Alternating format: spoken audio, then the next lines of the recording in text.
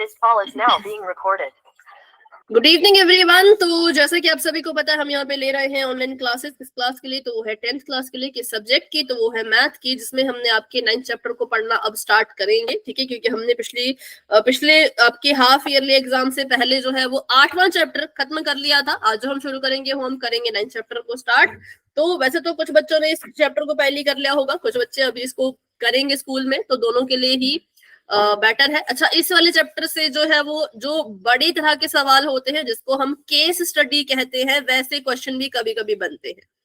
ठीक है, case study जो क्वेश्चन होते हैं जिसमें एक बड़ा सा पैराग्राफ होता है, एक बड़ा सा आपको दिया होता है लिख के कुछ, और आपको उसको पढ़ के जो है वो आंसर करना होता है। तो वैसे तो किसी भी चैप्टर से बन सकता है, लेकिन एक इस चैप्टर से, दूसरा समांतर श्रेणी चैप्टर से, और तीसरा 7th चैप्टर से, ये 3 चैप्टर है जो बड़े बड़े क्वेश्चंस को सॉल्व, मतलब जो बड़े बड़े केस स्टडी वाले क्वेश्चन बनाती है। ठीक है, तो चलो अभी इसको करते हैं बिल्कुल फटाफट से स्टार्ट। सबसे पहले आपको पूछ रहे हैं कि क्या आप दिए गए मीनार की ऊंचाई निकाल सकते हैं? अगर आपको बस इतना ही कहा जाए कि यहाँ पे मीनार खड़ी है, यहाँ पे आप खड़े हो, आप बस मीनार को देखो और देख करके इसकी जो है वो ऊंचाई बताओ, तो क्या आप बता सकते हो? सिर्फ देख करके। मतलब आपको अगर मैं बता दूं कि यहाँ से यहाँ तक की दूरी कितनी है, आपको अगर मैं बता दूं कि यहां से यहां तक की दूरी कितनी है, ठीक है, ये जो मीनार का शिखर है इससे यहां तक की दूरी कितनी है, तो फिर क्या आप इसकी ऊंचाई निकाल सकते हो? तो जी बिल्कुल निकाल सकते हैं। किसकी मदद से? तो त्रिकोणमिति की मदद से, कि हम किसी भी वस्तु, किसी भी मीनार, किसी भी भवन, किसी की भी क्या कर सकते हैं? ऊंचाई निकाल सकते हैं। कैसे? त्रिकोणमिति की मदद से। अभी जो आपने पिछले हाफ ईयरली एग्जाम पहले, good evening, half yearly exam से पहले जो त्रिकोणमिति पढ़ा था, अब हम पढ़ेंगे कि उसकी मदद से हम कैसे जो है अपने दैनिक जीवन के क्वेश्चन सॉल्व करते हैं। अभी तक हमने सिर्फ त्रिकोणमिति पढ़ा था कि ऐसा ऐसा होता है, ये होता है, पर अब हम इस चैप्टर में जानेंगे कि दैनिक जीवन में जो त्रिकोणमिति है वो हमारे काम कहाँ आती है और कैसे आती है। ठीक है, तो इस अध्याय में हम विभिन्न वस्तुओं की ऊंचाई और दूरी निकालेंगे। Good evening ma'am. Good evening बच्चों ने भी क्लास को ज्वाइन किया है, सभी को गुड इवनिंग। कैसे हो आप सभी, और कैसे रहे भाई आपके पेपर, कैसे रहे? मैम 3 पेपर तो अच्छे रहे, 3 पेपर बेकार गए। मुझे तो मैथ का जानना है, बाकी तो रहने दो। मैथ का अच्छा हुआ है पूरा? ठीक हुआ मैम, ना ज्यादा अच्छा ना अच्छा, चलो ठीक है, कोई बात नहीं। Okay, good evening. मैथ का अच्छा नहीं हुआ, बाकी सारे अच्छे हुए हैं, ये तो उल्टा ही हो गया। चलो इसके बारे में बात करेंगे हम क्लास के बाद कि भाई क्यों अच्छा नहीं हुआ, क्या दिक्कत आई। ठीक है, अभी के लिए इसको पढ़ते हैं। तो अभी हम क्या पढ़ रहे हैं? अभी हम पढ़ रहे हैं आपकी बुक का 9th चैप्टर, जिसका नाम है त्रिकोणमिति के कुछ अनुप्रयोग। ठीक है, जिसका नाम है त्रिकोणमिति के कुछ अनुप्रयोग। तो इसमें हम सीख रहे थे कि क्या करते हैं इसमें, जो हमने त्रिकोणमिति 8th चैप्टर में सीखी थी, अब हम यहाँ पे सीखेंगे कि उसका इस्तेमाल कहाँ करना है, कैसे करना है। ठीक है, तो सबसे पहले आपको ये चीज बिल्कुल रिवाइज कर लो, क्योंकि इनकी मदद से ही आप आने वाले क्वेश्चन को भी सॉल्व कर पाओगे। मतलब अगर आपको चैप्टर नंबर 9 की क्वेश्चन सॉल्व करने हैं तो भी आपको ये चीज याद होनी चाहिए, पता होना चाहिए, जिसके लिए हमने याद नहीं रखा था, जिसके लिए हमने एक ट्रिक बना दी थी। ट्रिक क्या थी? तो ट्रिक ये थी, पंडित बद्री प्रसाद हर हर बोले, सोना चांदी तोले। ठीक है, बस इसकी मदद से हम क्या करते हैं, इस सारी चीजों को निकाल लेते हैं। पंडित बद्री प्रसाद हर हर बोले, सोना चांदी तोले। ठीक है, ये सभी को याद होगा। वैसे अगर किसी को याद नहीं है तो बता दो, सभी को याद है ये कि लंब बटा कर्ण साइन होता है, आधार बटा कर्ण कॉस होता है, लंब बटा आधार टेंजेंट होता है, कर्ण बटा लंब को कोसिकेंट कहते हैं, कर्ण बटा आधार सिकेंट होता है, और आधार बटा लंब कॉट होता है। ठीक है, बाकी इसकी ट्रिक जो है वो यहाँ पे रखी है। आगे बढ़ते हैं, और अगर आपको 9th चैप्टर के क्वेश्चन को सॉल्व करना है तो आपको ये वाला टेबल भी याद रखना पड़ेगा। अगर याद नहीं है तो इसको बनाना हमने सीखा था, इसको फटाफट से बना लेना। ठीक है, और बाकी याद भी रखना है। याद इसमें बहुत बार यूज आएगा 10, जब आप इस चैप्टर को सॉल्व करोगे तो आपको सबसे ज्यादा जो इस्तेमाल में आएगा वो टेंजेंट इस्तेमाल में आएगा। तो इसको तो अच्छे से याद रखना है कि टेंजेंट 0 0 होता है, टेंजेंट 30 होता है 1/वर्गमूल 3, टेंजेंट 45 डिग्री होता है 1 और टेंजेंट 60 डिग्री होता है वर्गमूल 3। ठीक है, तो इस पर भी कथन और कारण के क्वेश्चन है कुछ, जो कि आज नहीं करेंगे, जो कि हम कल करेंगे। आज थोड़ा सा सीख लो, थोड़ा सा जान लो कि क्वेश्चन कैसे कैसे सॉल्व किए जाते हैं। फिर इस चैप्टर पर आधारित जो क्वेश्चन थे कथन और कारण वाले, वो मैं कल आपको 10 मिनट जो हमारे पास होते हैं क्लास के स्टार्टिंग में उसमें पूछूंगी। ठीक है, तो 10 मिनट पहले सभी ने क्लास को ज्वाइन करना है अगर आपको इस चैप्टर के वैसे वाले क्वेश्चन देखने हैं तो। ठीक है, तो टेंजेंट का सबने याद कर लिया, टेंजेंट 0 0 ही होता है, टेंजेंट 30 होता है 1/वर्गमूल 3, टेंजेंट 45 होता है 1 और टेंजेंट 60 होता है वर्गमूल का 3। ठीक है, बताओ यहां तक सभी को क्लियर है? वाई टाइप कर दो जिसको यहां तक क्लियर हुआ। वैसे तो पूरा टेबल याद होना चाहिए, लेकिन अभी जो क्वेश्चन करेंगे उनमें ज्यादातर टेंजेंट ही इस्तेमाल होगा, इसलिए टेंजेंट को ही याद रखो। ठीक है, चलो आगे बढ़ते हैं।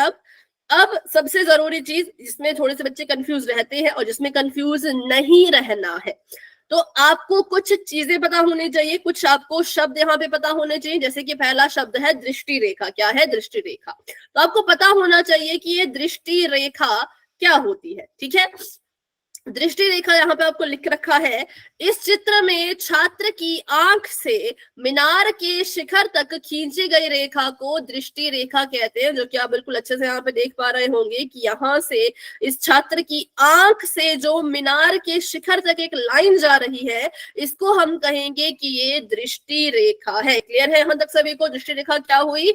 जो किसी भी ऑब्जर्वर मतलब जो इंसान कुछ देख रहा है, उसकी आंख से शिखर के टॉप तक जाएगी, बिल्कुल ऊपर तक जाएगी, उसको हम कहते हैं कि वो दृष्टि रेखा है। ठीक है, और उसके बाद बात करते हैं जो बिल्कुल सीधी रेखा जाती है, हमारा जो ऑब्जर्वर है जो देख रहा है चीजों को, उससे जो बिल्कुल सीधी रेखा जाएगी उस वस्तु तक, उसको हम कहते हैं क्षैतिज या फिर हॉरिजॉन्टल लाइन। किस किस को ये दो लाइनें समझ में आ गई? पहली दृष्टि रेखा जो आंख से जाती है ऊपर तक, जहां पर वो देख रहा है, जिस चीज को वो देख रहा है उसके शीर्ष तक ये रेखा जाती है, और दूसरी रेखा आपकी है क्षैतिज रेखा। ये दोनों रेखाएं आपको अच्छे से पता होनी चाहिए कब कौन सी बनती है, क्योंकि इन्हीं रेखाओं पर दो कोण बनते हैं, एक उन्नयन कोण, एक अवनमन कोण। उनको पहचानना आना चाहिए, उनको पहचानने के लिए ये दो रेखाएं आपको समझ में आनी चाहिए। क्लियर है सभी को? चलो तो फिर आगे बढ़ते हैं। दृष्टि रेखा हो गई। अब बात करते हैं उन्नयन कोण की, एंगल ऑफ एलिवेशन की। उन्नयन कोण मतलब एंगल ऑफ एलिवेशन। होता क्या है, जो ये उन्नयन कोण होता है वो दृष्टि रेखा और क्षैतिज रेखा के बीच में बनता है। देखो दृष्टि रेखा ये गई यहाँ से ऊपर को, क्योंकि लड़का ऊपर देख रहा था, इस मीनार के टॉप को देख रहा था, और जो यहाँ से बिल्कुल सीधी रेखा खींची जाती है वो होती है क्षैतिज रेखा, है ना। जो यहाँ से बिल्कुल सीधी खींची जाती है वो होती है क्षैतिज रेखा। तो इन दोनों के बीच में जो कोण बना उसको हम कहेंगे कि ये उन्नयन कोण है। अब होता क्या है, दोनों ही कोण, चाहे वो उन्नयन कोण हो चाहे वो अवनमन कोण हो, दोनों ही बनते हैं इन दोनों रेखाओं के बीच। आपका उन्नयन कोण भी दृष्टि रेखा और क्षैतिज रेखा के बीच बनेगा, और आपका जो अवनमन कोण है वो भी दृष्टि रेखा और क्षैतिज रेखा के ही बीच में बनेगा। फिर इनमें फर्क क्या है वो आपको पता होना चाहिए, तो इसलिए बिल्कुल ध्यान से सुनो। ठीक है, तो अभी के लिए बस इतना बताओ, अवनमन कोण को रहने दो, उन्नयन कोण समझ आया। जब कोई छात्र या कोई ऑब्जर्वर, कोई देखने वाला व्यक्ति देख रहा है ऊपर की तरफ को, कहाँ को? ऊपर की तरफ को, तो बनता है उन्नयन कोण। ऊपर को देख रहा है ना, तो क्या बनता है? तो बनता है उन्नयन कोण। आगे बढ़ते हैं। अब है अवनमन कोण। तो अवनमन कोण मीनार के शीर्ष से नीचे स्थित घर को देखने पर दृष्टि रेखा और क्षैतिज रेखा के बीच में अवनमन कोण बनता है। देखो दृष्टि रेखा आपको पहचान में आनी चाहिए। दृष्टि रेखा वो रेखा होती है जो किसी देखने वाले की आंख से उस वस्तु तक जाए जिसको वो देख रहा है। ये जो लड़का है ये घर को देख रहा है, तो दृष्टि रेखा जाएगी यहां से यहां तक। फिर अब जो देख रहा है वो ऊपर है ना, जो देख रहा है वो कहाँ है, वो ऊपर है, तो इसकी सामने सिधाई में जो रेखा जाएगी वो होगी क्षैतिज रेखा, ठीक है। और जो इनके बीच में कोण बनेगा वो बनेगा अवनमन कोण। अब थोड़ा सा आपको इनके बीच में फर्क समझ आ जाएगा। अब अगर यहाँ पे आप रिलेट कर पाओगे, देखो जब कोई छात्र या इंसान नीचे से ऊपर की तरफ को देख रहा हो तब उन्नयन कोण बनता है, एंगल ऑफ एलिवेशन बनता है, ठीक है। और उसी का उल्टा अगर कोई इंसान या कोई ऑब्जर्वर क्या कर रहा है, ऊपर से नीचे की तरफ को देख रहा है, तो जो कोण बनता है वो अवनमन कोण यानी कि एंगल ऑफ डिप्रेशन बनता है। अब बताओ, अब दोनों कोणों में फर्क समझ आया कि नहीं आया, बताओ। आ गया। जिन बच्चों ने जिन बच्चों ने क्लास को अभी अभी ज्वाइन किया है, स्पेशली वो बच्चे बताएं, बहुत से बच्चे लेट हो गए थे क्लास को ज्वाइन करने में, क्योंकि अगर ये चीज समझ नहीं आई तो आगे क्वेश्चन भी नहीं कर पाओगे, ये समझ आ गया तो आगे क्वेश्चन भी आराम से कर लोगे, ठीक है। उन्नयन और अवनयन कोण आपको आने चाहिए पहचान में। 1 मिनट का वेट करना, क्योंकि अगला क्वेश्चन शायद अब पोल में आ सकता है, तो इसलिए बिल्कुल ध्यान से सीखना, ठीक है। चलो इसको अब फटाफट से देखते हैं हम, इसका आखिरी। तो उन्नयन कोण और अवनमन कोण दिखने में सेम होते हैं, इनमें फर्क कर पाना थोड़ा सा मुश्किल होता है, लेकिन इनमें फर्क है, ठीक है। देखो पहला तो ये तो सभी को याद रखना है कि उन्नयन कोण भी दृष्टि रेखा और क्षैतिज रेखा के बीच में बनेगा, और अवनमन कोण भी दृष्टि रेखा और क्षैतिज रेखा के ही बीच में बनेगा, ठीक है। दोनों किसके बीच में बन रहे हैं, दृष्टि रेखा और क्षैतिज रेखा के बीच में। अब फर्क ये आ गया कि उन्नयन कोण क्षैतिज रेखा के हमेशा ऊपर की तरफ बनता है और अवनमन कोण क्षैतिज रेखा से हमेशा ही नीचे की तरफ बनता है। चाहे तो चेक कर लो, चलते हैं पीछे। उन्नयन कोण को कहा कि क्षैतिज रेखा से ऊपर बनेगा, तो बिल्कुल सही कहा, क्योंकि जब ऑब्जर्वर देख रहा है तो इसके लिए क्षैतिज रेखा यहाँ बन रही है और जो कोण बन रहा है वो ऊपर बन रहा है। तो कहाँ बना, क्षैतिज रेखा के ऊपर बना। कौन, उन्नयन कोण बना किसके किसके बीच में, दृष्टि रेखा और क्षैतिज रेखा के बीच में, लेकिन क्षैतिज रेखा से ऊपर बना, ठीक है। फिर दूसरी तरफ इन्होंने कहा कि जो अवनमन कोण होता है, जो एंगल ऑफ डिप्रेशन होता है, वो हमेशा ही क्षैतिज रेखा से नीचे बनेगा। जब देखने वाला ऊपर है तो इसके लिए जो क्षैतिज रेखा होगी वो ऊपर ही होगी, है ना। और आपका जो कोण बनेगा क्षैतिज रेखा से नीचे बनेगा, कौन सा, अवनमन कोण। कौन सा, अवनमन कोण। क्लियर है सभी को, फर्क समझ आया दोनों कोणों में। तो आखिरी लाइन से और ज्यादा क्लियर आपको हो जाएगा। जब किसी वस्तु को देखने के लिए हम सिर को ऊपर उठाते हैं तो उन्नयन कोण बनता है। जब जब आपको इस चैप्टर का सवाल दिखेगा, उस सवाल में लिखा होगा कि एक व्यक्ति नीचे से ऊपर की तरफ देख रहा है, तो समझ जाना कि वो उन्नयन कोण बनाएगा। और अगर क्वेश्चन में बोला जाए कि जब किसी वस्तु को देखने के लिए सिर को नीचे झुकाना पड़ता है तब हम कहेंगे अवनमन कोण बन रहा है। जैसे कि मान लो हमने कहा कि कोई लड़का है, कोई व्यक्ति है जो एरोप्लेन में है, हवाई जहाज में है, और वो क्या कर रहा है, नीचे को देख रहा है। तो जब वो नीचे को देखेगा तो उसका बनेगा अवनमन कोण। लेकिन वहीं अगर कोई बच्चा नीचे से ऊपर एरोप्लेन को देख रहा है, हवाई जहाज को देख रहा है, तो उसका बनेगा उन्नयन कोण। सिर को ऊपर उठाया मतलब उन्नयन कोण बना, सिर को नीचे झुकाया मतलब अवनमन कोण बना। तो इसका स्क्रीनशॉट ले लो फटाफट से, क्योंकि ये बहुत बहुत जरूरी है। बच्चे कंफ्यूज रहते हैं इन दोनों ही कोणों में कि कब कौन सा कोण बन रहा है और उसको बनाना कहाँ है, ठीक है। ठीक है, अगर इसका स्क्रीनशॉट ले लिया है तो आप वाई टाइप कर सकते हो। फिर हम क्वेश्चन करेंगे पोल में। हाँ सभी बच्चे बताओ, वेरी गुड वेरी गुड। सभी अपना आंसर लिखो कि आपने इसका स्क्रीनशॉट ले लिया।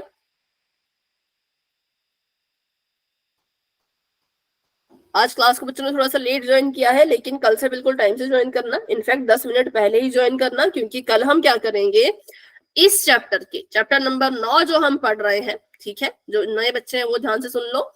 इस चैप्टर के जो कथन और कारण वाले सवाल हैं, जो आपको हाफ ईयरली एग्जाम में इस बार आए थे और आपके लिए वो थोड़े से नए थे, तो वैसे सवाल हम करेंगे कब, क्लास शुरू होने से 10 मिनट पहले।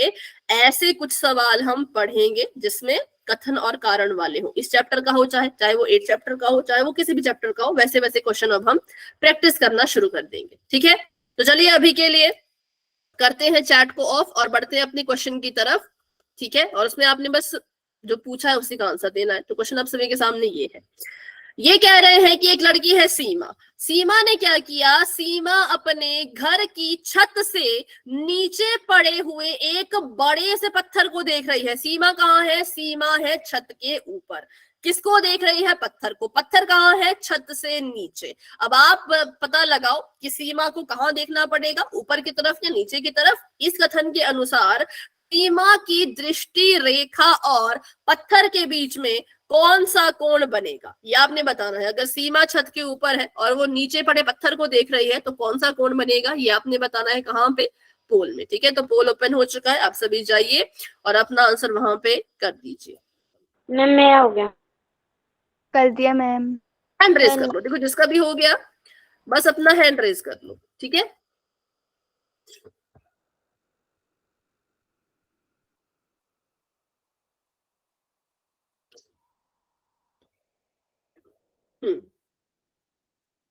सभी कोशिश करो, सभी ट्राई करो, वेरी गुड।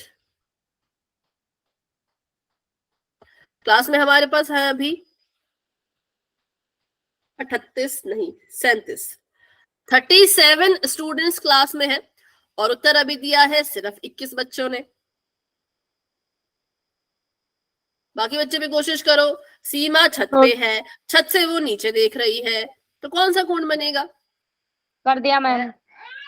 ओके ठीक है, हैंड रेज कर लो, हैंड रेज कर लो जिसने भी आंसर कर दिया।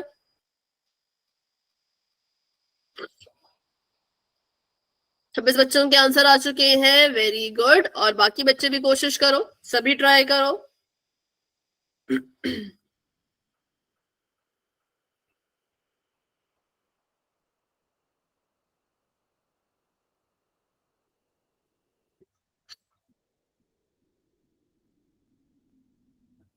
तो 23 बच्चों ने आंसर दे दिया है, 10 बच्चों ने अभी भी आंसर नहीं किया, जबकि सवाल बिल्कुल सिंपल है, कुछ भी इसमें नहीं करना है, सॉल्व भी नहीं करना है, बस क्वेश्चन को पढ़ना है और अपना आंसर देना है।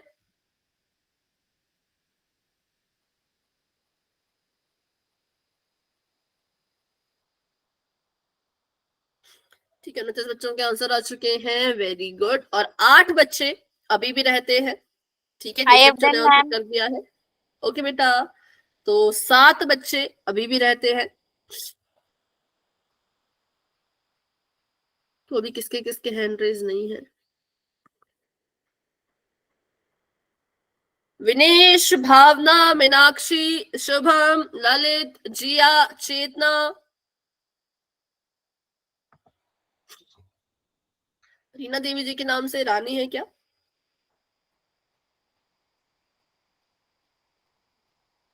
और सरला जी के नाम से जो है, सरला देवी जी के नाम से जो है,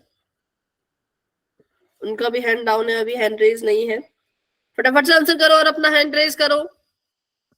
ठीक है, तो अभी करते हैं 10 सेकंड का इंतजार और बढ़ते हैं आगे। 10 9 8 7 6 5 4 3 2 1। तो अभी के लिए पोल हो चुका है एंड इसका रिजल्ट आप देख सकते हो पोल सेक्शन में, आंसर आप दे सकते हो चैट बॉक्स में कि कौन सा कोण बनेगा। तो बिल्कुल सिंपल है, हमने अभी अभी पढ़ा कि अगर कभी क्या होता है, किसी वस्तु को देखने के लिए अगर सिर ऊपर करना पड़े तो उन्नयन कोण बनता है, लेकिन किसी वस्तु को देखने के लिए सिर नीचा करना पड़े, नीचे झुकाना पड़े तो अवनमन कोण बनता है। तो सीमा को क्या करना पड़ा, सिर को नीचे झुकाना पड़ा, सिर को नीचे झुकाया, तो इसका मतलब कौन सा कोण बना, अवनमन। कौन सा कोण बना, अवनमन। ठीक है, तो option number B is the right answer. बढ़ते हैं अपने अगले सवाल की तरफ। तो अगले क्वेश्चन के लिए भी अभी के लिए आपकी चैट को मैंने कर दिया है ऑफ और बढ़ते हैं नेक्स्ट क्वेश्चन की तरफ। ये कह रहे हैं, रमेश है कोई और वो मैदान पे खड़ा है। रमेश मैदान पे खड़े होकर एक टावर के शीर्ष को देख रहा है, मतलब टावर के टॉप को देख रहा है। इस कथन के अनुसार बताइए कि रमेश की दृष्टि रेखा और टावर के शीर्ष के बीच में कौन सा कोण बनेगा। अब देखो रमेश कहाँ खड़ा है, कहाँ देख रहा है, उस सबको ध्यान में रखते हुए अपना आंसर पोल सेक्शन में जाके दे दो। कर दिया मैम। ठीक है भाई, जिसने कर दिया वेरी गुड वेरी गुड। सभी कोशिश करो, सभी ट्राई करो, कोई भी स्टूडेंट ऐसे नहीं होना चाहिए जिसने अपना आंसर नहीं किया हो। ठीक है, सभी आंसर करेंगे, चाहे थोड़ा सा समय ले लो, आराम से करो, सोच समझ के करो, लेकिन आंसर जरूर करो। ठीक है, आइडियन मैम। ओके बेटा। हाँ, हैंड रेज कर लो।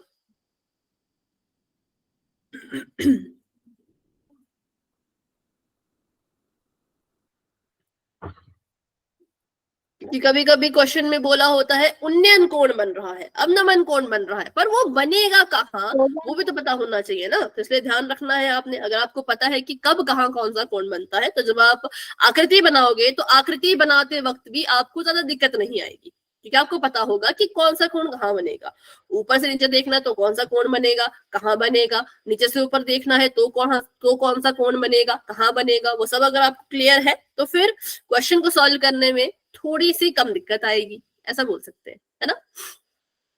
25 बच्चों के आंसर आ चुके हैं। क्लास में भी हमारे पास 37 स्टूडेंट्स हैं, तो 12 बच्चों ने अभी तक आंसर नहीं किया है। क्यों नहीं किया भाई? फटाफट से आंसर करो। ऐसा नहीं होना चाहिए ना, क्लास में आए हो तो आंसर क्या करो। क्या हो गया आरुषि? ओके, 27 बच्चों का आंसर आ चुका है, लेकिन 10 बच्चे अभी भी रहते हैं। धीरे धीरे आंसर आ रहे हैं। Very good very good. सभी कोशिश करो, सभी ट्राई करो। करना कुछ नहीं है भाई, सिर्फ कथन को पढ़ो और आंसर दो। रमेश है, मैदान पे खड़ा है, जमीन पे खड़ा है, देख रहा है ऊपर एक टावर की तरफ, तो कौन सा कोण बनेगा? बस इतना ही तो पूछा है, इतना ही तो पूछा है कि कौन सा कोण बनेगा। 29 बच्चों के आंसर आ चुके हैं। ठीक है, अभी मैं 10 सेकंड का वेट कर रही हूँ भाई। जिसने आंसर नहीं किया है कर लेना, क्योंकि इतना समय नहीं मिलेगा। इतना सिंपल, इतना छोटा सा सवाल है, इसको सॉल्व करने में इतना समय ले रहे हो तो आगे बड़े बड़े सवाल कैसे करोगे।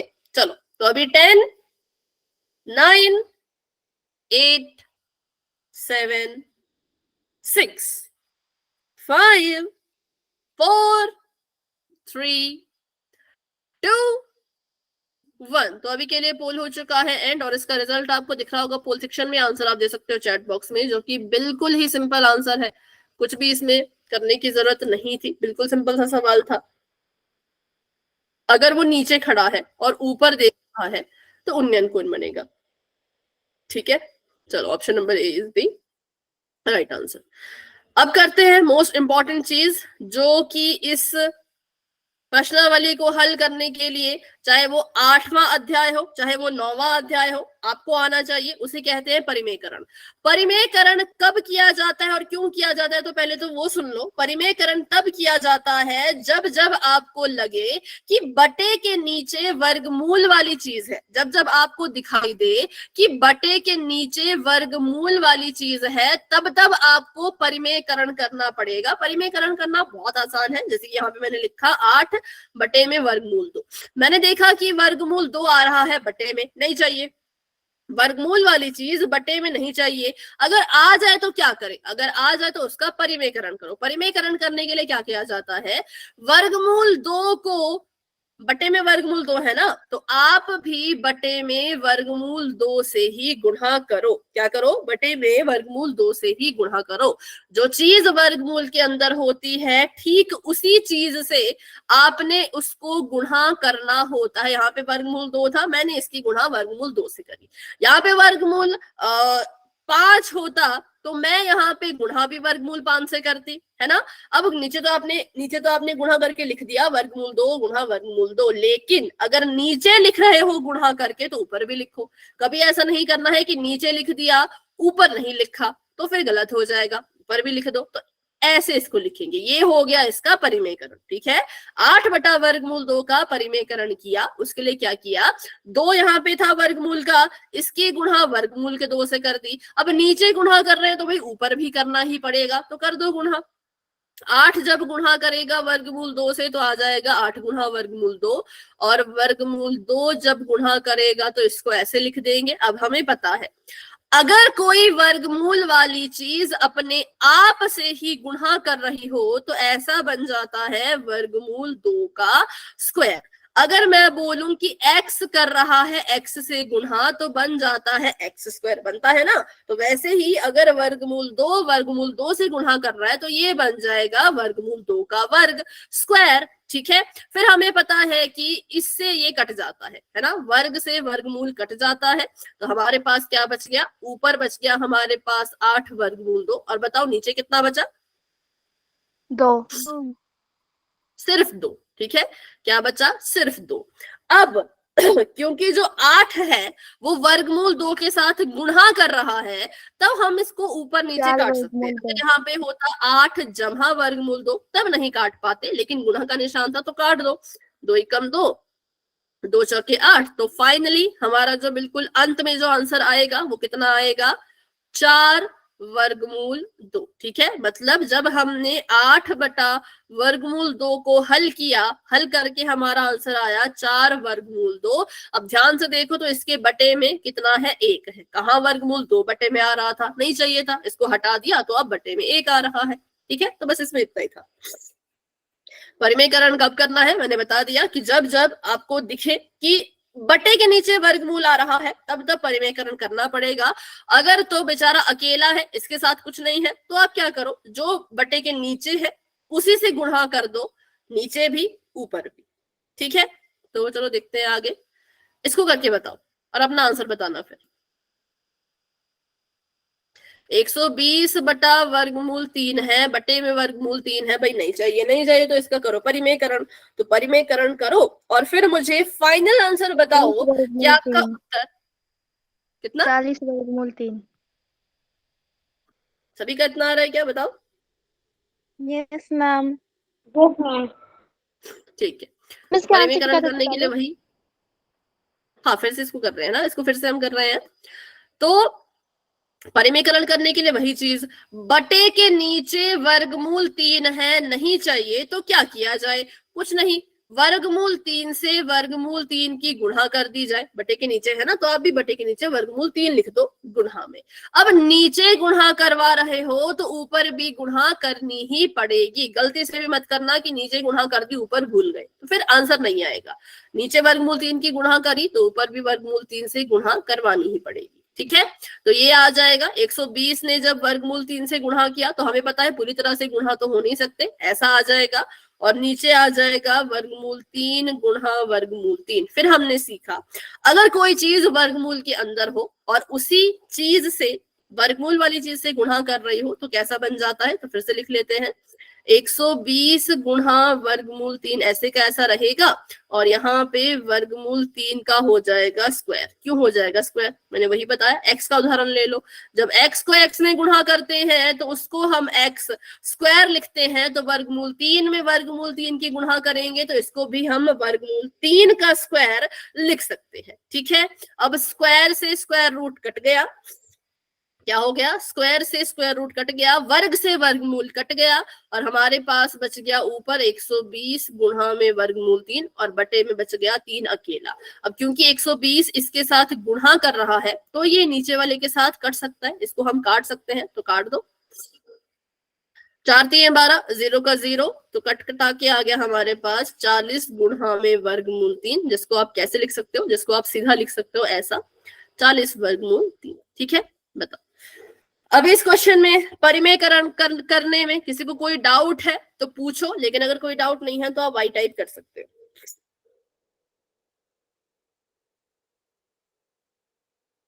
हाँ, जिसको जिसको भी क्लियर है वाई लिख दो चैट में फटाफट से, जिसको क्लियर नहीं है, कहीं पे भी डाउट है, कोई भी डाउट है, छोटा बड़ा कैसा भी, तो पूछ लो।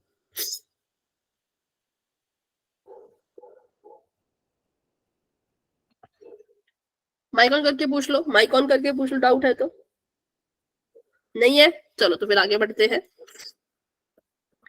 अभी तक हम देख रहे थे जब चीजें सिंगल सिंगल हो तब कैसे की जाती हैं। अब क्या हो गया, यहाँ पे था वर्गमूल 3 अकेला, अब यहाँ पे आ गया वर्गमूल 3 जमा का 1। अब क्या करें, बताओ अब क्या करें। मैम साइन चेंज कर देंगे। ठीक है, अब परिमेयकरण करना है। अब इतना तो हमें पता है करना तो गुणा ही पड़ेगा, इतना तो हम जानते हैं कि करना तो हमें गुणा ही पड़ेगा। तो हमने सोचा किससे गुणा करें, किससे गुणा करें, तो फिर दिमाग में आया कि अगर हम क्या करें, यहाँ पे है वर्गमूल 3 जमा का 1। क्या है? वर्गमूल 3 जमा का 1। अब इतना तो हमें पता है कि संख्याएं तो बदल नहीं सकते, संख्याएं तो हमें भाई ऐसी की ऐसी ही चाहिए, तो फिर क्या बदला जाए, तो इसके अंदर का चिन्ह बदलेंगे। अगर ये जमा का है तो यहाँ पे इसको माइनस का लिखेंगे, बस इतनी सी चीज याद रखनी है, ठीक है। अगर ये चीज जमा की है तो यहाँ पर इसको माइनस का लिखेंगे, संख्याएं सेम रहेंगी। अब नीचे आपने माइनस वाली चीज ली है, माइनस वाली चीज से गुणा कर रहे हो, तो ऊपर भी माइनस वाली चीज से ही गुणा करना पड़ता है, ठीक है। क्लियर है सभी को? चलो अब आगे बढ़ते हैं। अब गुणा कर लो। हाँ बोलो। ब्रैकेट लगाना जरूरी है? वैसे तो जरूरी है, क्योंकि मल्टीप्लाई करते हैं तो फिर ब्रैकेट में अगर मतलब एक से ज्यादा चीजें हैं ना तो उनको ब्रैकेट में डालना होता है, ठीक है। क्योंकि अब ये ऐसे बन जाएगा, देखो ऐसा ये बन जाएगा, इसको हम लिखेंगे 50 गुणा वर्गमूल 3 माइनस 1। तो क्योंकि 50 जो है वो दोनों से गुणा करेगा तो इसलिए इसको ब्रैकेट में लिखना पड़ेगा, तभी हम समझ पाएंगे कि दोनों से गुणा कर रहा है, ठीक है। तो इसलिए ब्रैकेट लगाना है। और यहाँ पे वर्गमूल 3 जमा 1 ऐसे का ऐसा, और ये वर्गमूल 3 माइनस 1 ऐसे का ऐसा।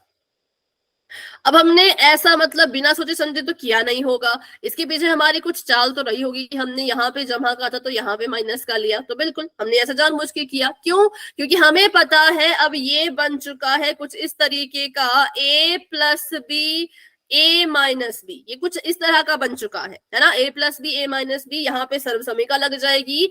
अगर सवाल की शक्ल ऐसी हो, सवाल अगर a plus B a minus B वाला हो, तो उत्तर कैसा होता है? उत्तर होता है a square minus B square, मतलब a का भी वर्ग करो और b का भी वर्ग करो। तो ऊपर जो है हमारे पास, इसको तो हम नहीं बदल सकते क्योंकि इसमें कोई सर्वसमीका नहीं लग रही, तो इसको तो आपको ऐसे कैसा लिखना पड़ेगा, ठीक है। इसको तो आपको ऐसे कैसा ही लिखना पड़ेगा, लेकिन हाँ नीचे अब चेंज कर दो, a plus B a minus B, क्या उत्तर आएगा? a square minus B square. a की जगह पे है वर्गमूल 3, a की जगह पे कौन है? वर्गमूल 3। तो आप लिख दो वर्गमूल 3 का स्क्वायर, माइनस का निशान, क्योंकि यहाँ पे माइनस है, सर्वसमीका जब हटेगी तो माइनस लगेगा। b की जगह पे कितना है? यहाँ पे भी 1, यहाँ पे भी 1, तो हो जाएगा 1 का स्क्वायर। किस किस को ये चीज समझ आई जो मैंने यहाँ पे किया? बताओ,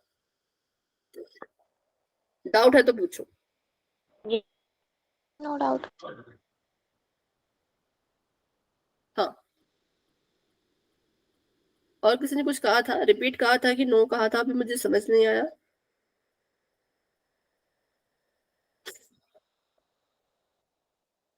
नो डाउट, ठीक है। चलो तो फिर इसको आगे सॉल्व करते हैं।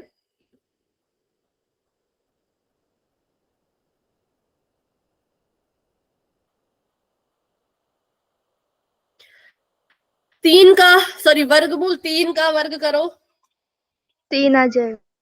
क्योंकि वर्गमूल से वर्ग कट गया, ये आ जाएगा 3, ये आ जाएगा माइनस का 1, ठीक है। अब इसको सॉल्व कर लेते हैं। तो 3 में से 1 गया 2, और ये आ गया 50 गुणा वर्गमूल 3 माइनस 1। अब इसको काट दो। अभी इसको गुणा करने की जरूरत नहीं है, इसलिए मैंने 50 को बचा के रखा, क्योंकि क्या पता नीचे वाली चीज से ऊपर वाली चीज कट जाए, तो उसको बचा के रखना है। कट जाएगा ये, 2 एकम 2, 25 दूनी 50, तो ये आ जाएगा 25 वर्गमूल 3 माइनस 1। अब इसको अगर मल्टीप्लाई करना चाहो तो कर सकते हो।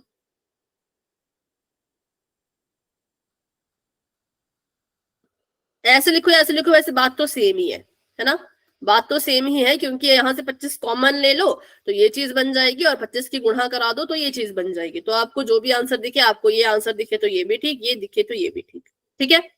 बताओ, अभी किसी को कोई डाउट? बस काट दिया हमने इसको और लिख दिया। तो अगर ये आपको क्लियर है तो अगला क्वेश्चन आप खुद से करेंगे, ये वाला। चलो ये वाला क्वेश्चन खुद से करके बताओ, और मुझे इसका फाइनल आंसर बताना कितना आया, ठीक है।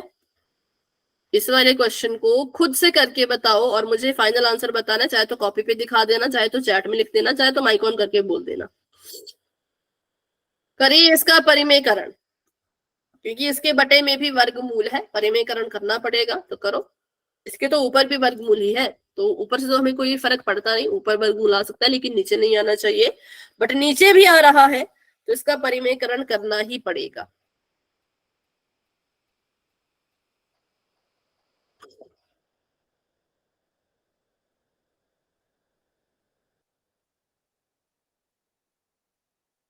मैम जी 9। सभी का 9 आ रहा है क्या? 1 मिनट मैम। हाँ कर लो आराम से, मैं कोने में लिख रही हूँ तब तक। एक आंसर आया है 9 और बाकी भी निकालते जाओ, फिर कोने में लिखते जाएंगे आंसर सभी के, फिर देखेंगे कि किसका सही था। ठीक है, हाँ आराम से कर लो, कोई जल्दी नहीं है।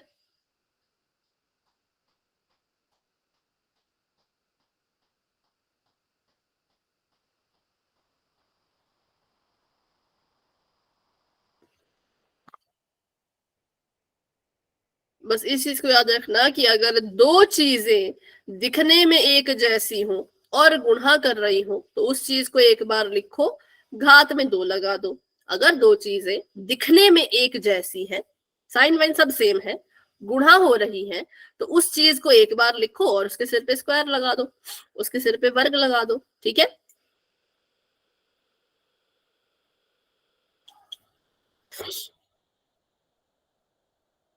वैसे परिमेयकरण हमें 8 चैप्टर में पढ़ लेना चाहिए था, बट उस टाइम हमने इस पे इतना ध्यान नहीं दिया, पर ये जरूरी है। 8 चैप्टर करोगे तब भी जरूरी है और 9 चैप्टर की क्वेश्चन करोगे तब भी जरूरी है। ठीक है, क्योंकि बटे में कभी भी वर्गमूल को नहीं आने देना है, और अगर आ जाए तो उसका परिमेयकरण कर देना है। मैम आंसर 1/1 आया है। 1/1 मतलब 1 कह रहे हो आप? मैम जी हाँ बोलो। मैम 7 + 2।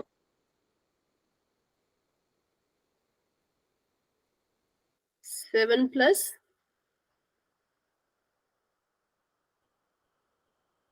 आवाज नहीं आ रही बेटा आपकी।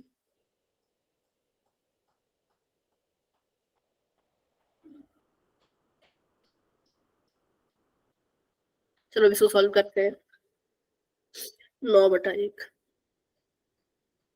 हाँ 1/1 9/1 वही है, बटे में 1 आए तो उसको हटा दो और बस ऊपर वाली चीज को लिख लिया करो। ठीक है, तो परिमेयकरण करना है, किससे गुणा करूं वो बता दो। वर्गमूल 5 + 2। ठीक है, वर्गमूल 5 + 2 से गुणा करेंगे, क्योंकि जो यहाँ पे लिखा है वो माइनस वाला है, तो गुणा किससे करेंगे? जमा वाले से। बस इतना याद रखना है कि जो चीज आपको दी है बटे के नीचे, अगर वो जमा की है तो माइनस का निशान लो, माइनस किए तो जमा का निशान लो, संख्याएं सेम रखो। अब नीचे गुणा कर रहे हैं तो भी ऊपर भी गुणा करना ही पड़ेगा, है ना? नीचे गुणा कर रहे हैं तो ऊपर भी करना ही पड़ेगा। तो अब इसको लिख दिया, अब इसको सॉल्व कर लेते हैं। ये आ जाएगा ऐसा कि -5 वर्गमूल 2, सॉरी वर्गमूल 5 + 2 गुणा करेगा वर्गमूल 5 + 2 के ही साथ। और नीचे देखा जाए तो नीचे आ जाएगा वर्गमूल 5 - 2 गुणा करेगा वर्गमूल 5 जमा के 2 के साथ। तो ऊपर कोई सर्व समीका तो नहीं लग रही, लेकिन ये चीज लग रही है। ऊपर कोई सर्व समीका तो नहीं लगी, लेकिन ये चीज लगी कि अगर दोनों ही ब्रैकेट में या दोनों ही चीजें अगर सेम है, बिल्कुल एक जैसी हैं, जो कि यहाँ पे हुआ था, ये भी वर्गमूल 5 + 2 है, ये भी वर्गमूल 5 + 2 है, आपस में गुणा कर रहा है, तो ये हो जाएगा वर्गमूल 5 + 2 का होल स्क्वायर, ऐसा हो जाएगा। किस किस को ये समझ आया बताओ? Yes ma'am. Yes ma'am. सभी को क्लियर है ना? बस इसको देखो, जो मैंने बताया कि अगर कोई चीज सेम है और आपस में गुणा कर रही है तो उस चीज को एक बार लिखो और उसकी घात पे 2 लगा दो। वो वैसे यहाँ पे हुआ, सेम टू सेम चीज यहाँ पे हुई। ठीक है, और बटे में देखें तो यहाँ पे तो हमारी सर्वसमीका लगनी थी, तो यहाँ पे तो सर्वसमीका लग गई a - b a + b। वो कहती है a² - b² की पहले a का स्क्वायर करो फिर b का स्क्वायर करो। ठीक है, तो करते हैं इसको सॉल्व।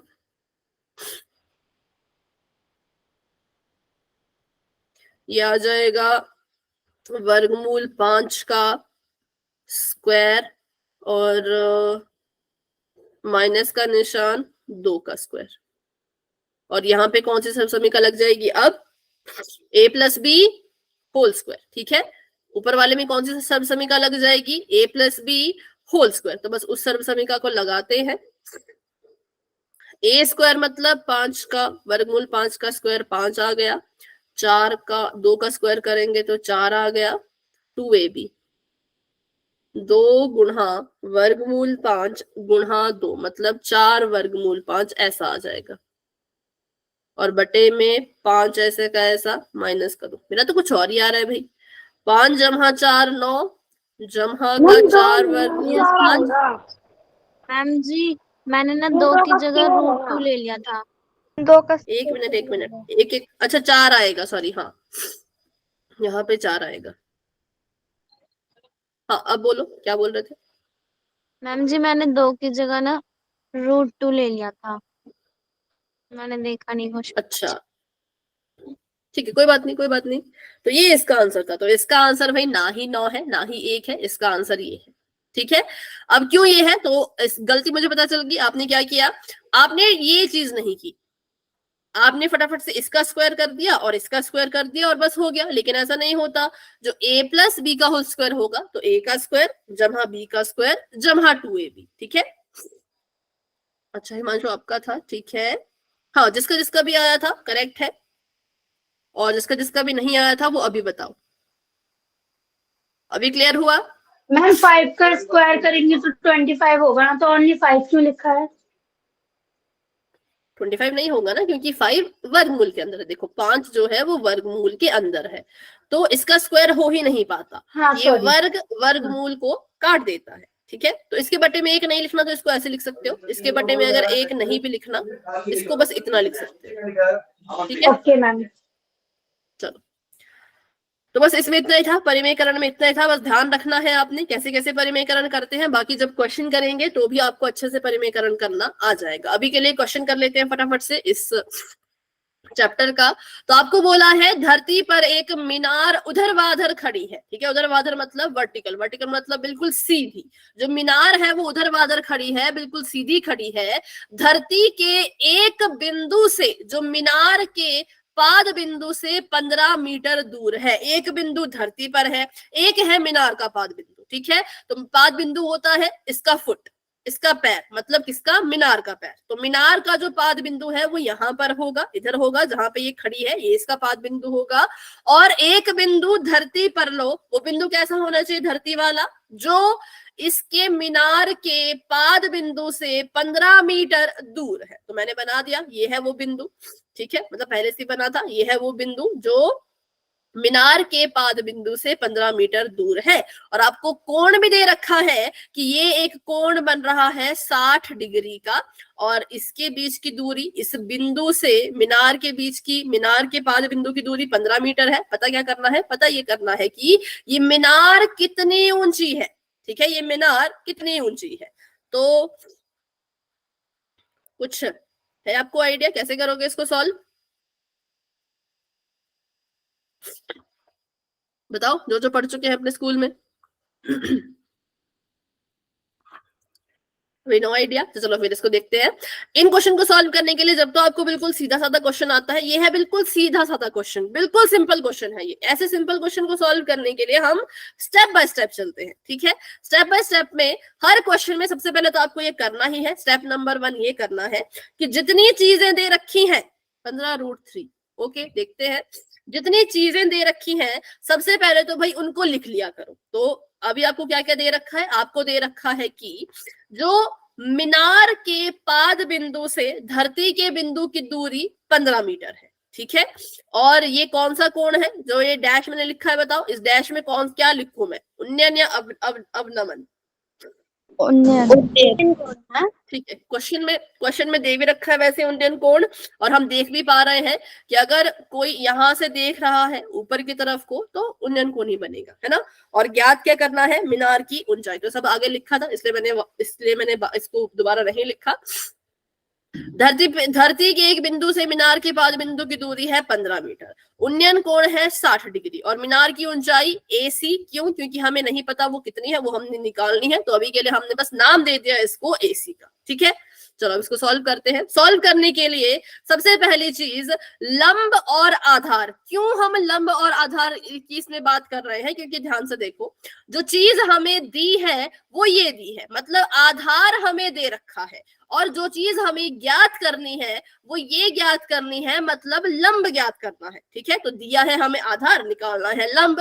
तो लंब और आधार के अनुपात को दर्शाने के लिए हम किस त्रिकोणमितीय अनुपात का इस्तेमाल करते हैं? साइन का, कॉस का, टैन का, कोसिकेंट का, सिकेंट का, कॉट का, किसका?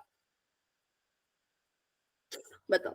लंब बटा आधार क्या होता है? लंब बटा आधार टैन। ठीक है, कॉट भी ले सकते हैं क्योंकि आधार बटा लंब जो है वो कॉट होता है ना, तो दो होते हैं, एक टैन एक कॉट। अब आपकी मर्जी है, आपने टैन लेकर के सॉल्व करना टैन लेके सॉल्व करो, कॉट लेके सॉल्व करना कॉट लेके सॉल्व करो। मैं यहाँ पे टेंजेंट को लेके सॉल्व करूंगी क्योंकि टेंजेंट का जो टेबल है हमें वो याद रहता है ना, बहुत चांसेस होते हैं कि वो हमें अच्छे से याद रहता है। दिख नहीं रहा होगा आपको ये कलर, तो ब्लैक से लिख लेते हैं। टेंजेंट, ठीक है, एक होता है टेंजेंट और एक होता है कोटेंजेंट, लेकिन यहाँ पे हम यूज करेंगे टेंजेंट को। अब इसमें स्टेप समझ के चलो इसको। कभी भी आपको कोई क्वेश्चन आएगा और आपको कोई चीज पूछी गई होगी, जैसे कि देखो आधार दिया था, हमसे ये चीज पूछी थी तो हमने इसको लिया, आधार और लंब को लिया। मान लो आपको ये दिया होता, आपको कर्ण दिया होता और आपसे लंब पूछा होता, तो फिर आप किसको लेते? तो फिर आप किस त्रिकोणमितीय अनुपात को लेते? कर्ण और लंब का अनुपात कौन दर्शाता है?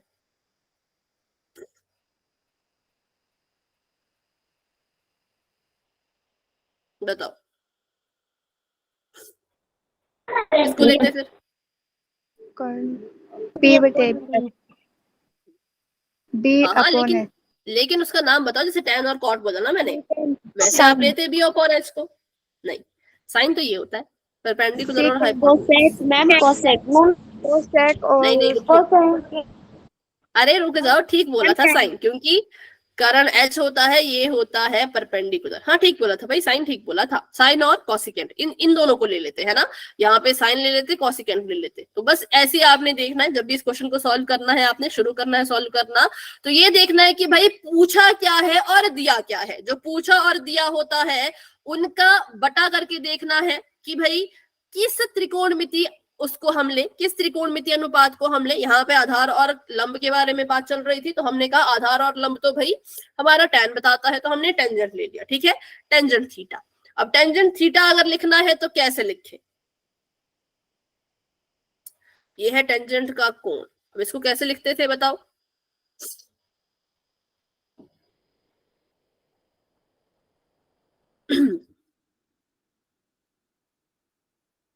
लंब बटे कर्ण बटे P अपॉन पी मतलब करण तो आएगा नहीं बेटा ना, करण तो आपका है ही नहीं, P करण तो है ही अपॉन नहीं। पी होता है लंब, ठीक है, लंब बटा आधार। टेंजेंट थीटा को हम लिखेंगे लंब बटा आधार। सबसे पहले मुझे ये बताओ, ये स्टेप क्लियर हुआ? जो चीज पूछी है, जो चीज दी है, उनके बीच में रिलेशन को ढूंढने की कोशिश करो, तभी क्वेश्चन सॉल्व कर पाओगे। जो चीज पूछी है, जो चीज दी है, उनके बीच में एक रिलेशन निकालो कि भाई इनमें क्या रिलेशन है। तो हमने कहा इनमें रिलेशन है टेंजेंट का। ठीक है, अब टेंजेंट थीटा था, लेकिन हमें तो टेंजेंट थीटा हमें पता है, थीटा मतलब एंगल, एंगल हमें पता है कितने डिग्री का है भाई, 60 डिग्री का है। यहाँ पे हम लिखेंगे टेंजेंट 60 डिग्री को लिख सकते हैं AC बटा BC। ठीक है, टेंजेंट 60 डिग्री की वैल्यू कितनी होती है बताओ? अब टेबल याद होना चाहिए। वर्गमूल 3। वर्गमूल 3, ठीक है, वर्गमूल 3। तो हमारे पास समीकरण बन गया वर्गमूल 3 बराबर में AC बटा 15। अब इस 15 को उठा के अगर वर्गमूल 3 के पास भेज दूं तो क्या हो जाएगा? ये वहां जाके गुणा कर देगा, तो हमारे पास आ जाएगा 15 वर्गमूल 3, और बस हमें हमारे मीनार की ऊंचाई मिल गई 15 वर्गमूल 3। ठीक है, क्वेश्चन सॉल्व।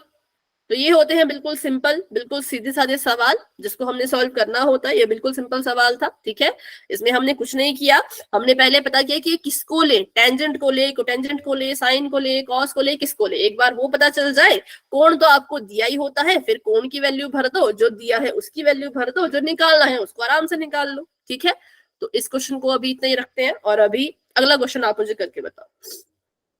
एक पेड़ उधर खड़ा है, पेड़ की ऊंचाई 60 मीटर, अब आपको ऊंचाई दे रखी है, ठीक है, अब आपको ये चीज दे रखी है, और धरती के एक बिंदु से पेड़ के शिखर का उन्नयन कोण 45 डिग्री है, पेड़ से उस बिंदु की दूरी ज्ञात करो। अगर मैं इसको नाम दे दूं ए, इसको नाम दे दूं बी और इसको नाम दे दूं सी, तो आपको AC दे रखा है और आपको CB निकालना है। तो चलो भाई निकालो, वही चीज, जो चीज दी है, जो चीज निकालनी है, उनके बीच में रिलेशन बनाओ।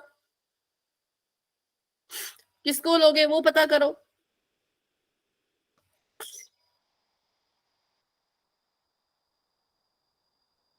ये लंब है, ये कर्ण है, ये आधार है। अब क्योंकि बात चल रही है लंब और आधार की, है ना, तो बस आप लंब और आधार के लंब बटा आधार या आधार बटा लंब किसको कहते हैं उसको ढूंढो। कौन है वो बताओ, साइन है, कॉस है, कौन है, कोसिकेंट है, सेकेंट है, कौन है, इतना तो बता दो। लंब और आधार का अनुपात कौन बताता है? टेंजेंट। तो लिखते हैं यहाँ पे, बिल्कुल लिख दो यहाँ पे सीधा सीधा टेंजेंट। टेंजेंट थीटा होता है लंब बटा आधार, ठीक है। अब टेंजेंट थीटा नहीं लिखेंगे क्योंकि हमें थीटा दे रखा है, एंगल हमें दे रखा है 45 डिग्री, तो हम लिख देंगे इसको टेंजेंट 45 डिग्री। 45 डिग्री में हमें जो P दे रखा है वो दे रखा है 60, और जो आधार है नहीं पता, आधार को हम BC ही लिखते हैं, ठीक है। अब टेंजेंट 45 डिग्री कितने मतलब इसकी क्या वैल्यू होती है? 1 होती। अच्छा नहीं, वर्गमूल 3 तो नहीं होती बेटा, 1 होती है, ठीक है। टेंजेंट 45 होता है 1 के बराबर, तो ये आ जाएगा 60 बटा, यहां से तो कुछ उल्टा आया है आंसर मेरा, तो मुझे तो ऐसा लग रहा है 60 आएगा। अगर 60 को वहां भेजेंगे,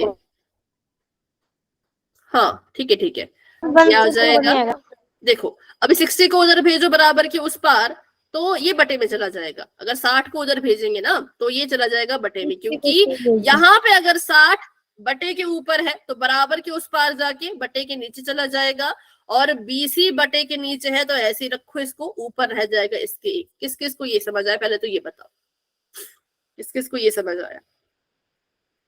या फिर ऐसे नहीं करना, आपको क्रॉस मल्टीप्लाई करना है, क्रॉस मल्टीप्लाई कर दो, क्योंकि 6 चैप्टर में आपने क्रॉस मल्टीप्लाई बहुत बार किया है, तो वैसे कर लो, क्रॉस मल्टीप्लाई कर दो। यहाँ पे बटे में 1 मैंने अपनी मर्जी का लिख दिया, है ना, तो ये इससे मल्टीप्लाई कर देगा, ये इससे मल्टीप्लाई कर देगा, तो ये आ जाएगा BC बराबर में 60। ये आ गया क्रॉस मल्टीप्लाई करने से। और यहाँ पे अगर इसको सीखना है तो इसको भी सीख लो, क्रॉस मल्टीप्लाई तो चलो आपको आता है, वो अब मैंने लिख दिया यहाँ पे कि BC जो है वो आ जाएगा 60 के ही बराबर, ठीक है। और यहां से एक चीज निकल के आएगी कि इसको BC बटे के नीचे है पर हमें बटे के ऊपर चाहिए, तो हमने अपनी मर्जी से इसको ऊपर ले आए। तो अगर आपने इस तरफ BC को अपनी मर्जी से ऊपर लाया तो 60 को भी ऊपर लाओ, ठीक है। तो ऐसे भी जो है वो आपको आपका आंसर मिल जाएगा। अब इसी क्वेश्चन में एक चीज छुपी है, वो चीज क्या है वो मैं आपको नहीं बताऊंगी, क्योंकि कल इसी क्वेश्चन से एक वो निकलेगा कथन और कारण वाला सवाल, ठीक है। तो वो क्वेश्चन मैं आपसे कल क्लास में पूछूंगी, ठीक है। बताओ अभी इस क्वेश्चन को बताओ, तो इस क्वेश्चन को देख लेते हैं पहले तो हमें क्या क्या दिया है। तो हमें पेड़ की ऊंचाई दी है, ठीक है, ऊंचाई ऐसे शॉर्टकट में लिख लेते हैं। पेड़ की ऊंचाई दी थी हमें 60 मीटर, और उन्नयन कोण हमें दे रखा है, ठीक है, उन्नयन कोण हमें दे रखा है 45 डिग्री, और ज्ञात करना है दूरी। पूरा नहीं लिखूंगी, बस इतना लिखूंगी, ज्ञात करनी है दूरी। तो लंब और आधार का अनुपात दर्शाने के लिए हमने कहा कि हम इस्तेमाल करेंगे टेंजेंट का। टेंजेंट का इस्तेमाल करेंगे तो कैसे लिखते हैं, उसको लिखते हैं P बटा B, ठीक है, उसको P बटा B लिखते हैं। अच्छा फिर कुछ नहीं है, फिर सीधा खुद करो। फिर हमने खुद कर लिया था 45 डिग्री, यहाँ पे 45 डिग्री लिख करके यहाँ पे इसको 1 लिख के फिर हमने सॉल्व कर लिया था, ठीक है। तो अभी 4 मिनट है हमारे पास, अगला क्वेश्चन कर लेते हैं क्योंकि शायद 4 मिनट में हो जाए, लेकिन ये क्वेश्चन जरूरी भी है और क्लास में अभी बच्चे बहुत कम है तो बाकी बच्चों का छूट ना जाए, इसलिए इसको मैं आपको एज अ होमवर्क दे देती हूँ। चलो पहले तो मुझे बताओ ये क्वेश्चन किस किस को आता है, पहले से क्वेश्चन पढ़ लेती हूँ, बस इतना बता देना कि हाँ मुझे आता है। आंधी आने से एक पेड़ टूट जाता है और टूटा हुआ भाग इस तरह मुड़ जाता है कि पेड़ का शिखर जमीन को छूने लगता है और इसके साथ 30 डिग्री का कोण बनाता है। पेड़ के पाद बिंदु की दूरी, जहां पेड़ का शिखर जमीन को छूता है, 8 मीटर है। पेड़ की ऊंचाई ज्ञात कर। और ये क्वेश्चन इस पूरे चैप्टर का मोस्ट इंपॉर्टेंट क्वेश्चन है, क्योंकि जब जितने हमने आपके देखे थे क्वेश्चन पेपर, पुराने साल के क्वेश्चन पेपर देखे थे, ये आंधी आने वाला क्वेश्चन आया ही आया है। ये आंधी वाला क्वेश्चन आया ही आया है। इस बार पक्का नहीं पता कि आएगा कि नहीं, लेकिन चांसेस है कि आ सकता है, क्योंकि ये क्वेश्चन बहुत जरूरी है। ठीक है, तो अब इसको नहीं करेंगे। अभी बस ये बताओ किसको किसको आता है। सुना है आपने इस क्वेश्चन के बारे में, कभी पढ़ा ये क्वेश्चन आपने अपनी किताब में 9 चैप्टर में? ठीक है, तो जिसको भी आता है कर लेना, और जिसको नहीं आता तो वो अगली क्लास में इसको सीखेंगे। अभी क्यों नहीं सीख रहे? क्योंकि अभी समय भी कम है और बच्चे भी कम है। ठीक है, तो बस अभी क्लास को इतना रखते हैं। अभी क्लास को लेकर के किसी बच्चे के मन में कोई भी क्वेश्चन है तो पूछ लो, नहीं तो आप क्लास को लेफ्ट कर सकते हो। और याद रखना, अगली क्लास को 10 मिनट पहले ज्वाइन करना है, क्योंकि कथन और कारण वाले क्वेश्चन करेंगे इस चैप्टर के हम उन 10 मिनट में। ठीक है, तो अभी के लिए good night and bye bye. मिलते हैं अपने अगली क्लास में, जो कि कल है।